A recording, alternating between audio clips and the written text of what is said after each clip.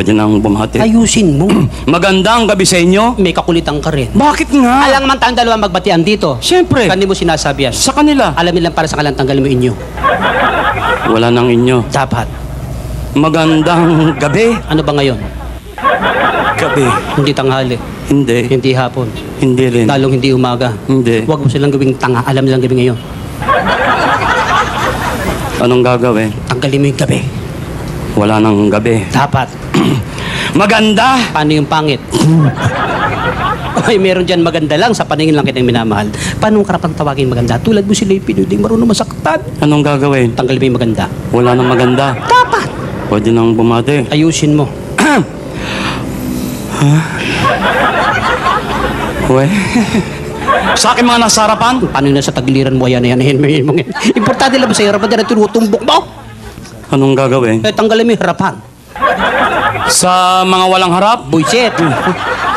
Tinanggal mo lahat. Ano pang gagawin ko rin eh? Luma na kasi yung pagbati mo. Naalala mo, ilang buwan nakakalipas. Nanggaling tayo ng Israel, nanggaling tayo ng Japan, nanggaling tayo ng Australia, ng Amerika. Naintindihan ba mga tao na sinabi mo? Pasensya sila. Pilipino tayo eh. Mali yun. Galing tayo international language, sign language. Wala namang sign language ah. Tignan mo yung gagawin ko. Paano?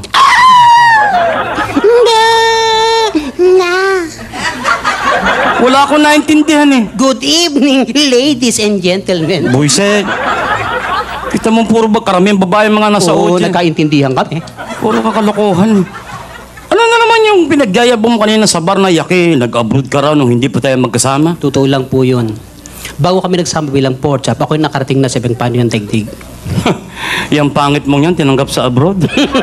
Huwag mong pakamamatahin kay mga pangit. At bakit? Kami may kasabihan. Ano? Pangit man din at dukha sa tingin. Eh ano? Nakabubuntis din. Hoy! Sinabi na Eh, mag-iingat. grabe ka lumait, kababayan pa natin yung karap natin.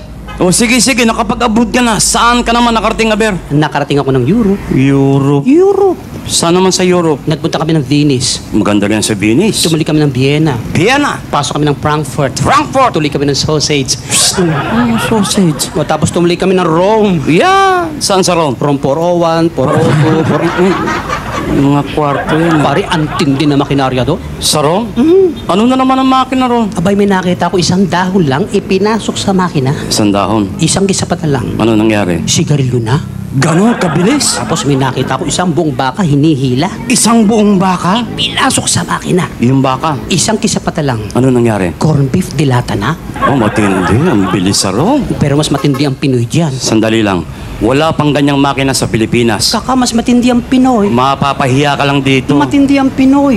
Dito sa Pilipinas? Oo. Anong makina rito? Dito isang hotdog lang pinasok, paglabas bata na. Ibang makina yan eh. Fashion, bibilib ka, Paris. Kalokohan na naman yan. Nakita ko mismo eh. Ano na naman ang fashion sa Paris? Kung anong kulay ng buhok mo, siya rin ang kulay ng damit mo. Sabi naman, kalokohan na naman. Nakita ko itiniterno. Ibig mo sabihin, pinapalas yung kulay ng buhok sa damit? Oh, Halimbawa yan, itim ang buhok. itim ang damit. Pareho. Yes. Eh kung pula buhok, Pula rin ang damit. eh kung dilawang buhok, Dilaw din ang damit. paano kung walang buhok? Wala ring damit. Burlist na yan eh. Itiniterno nga eh. Fashion show eh. O Chicago, naka-invento ng isang uri ng chemical. Ihalo mo rin sa metal.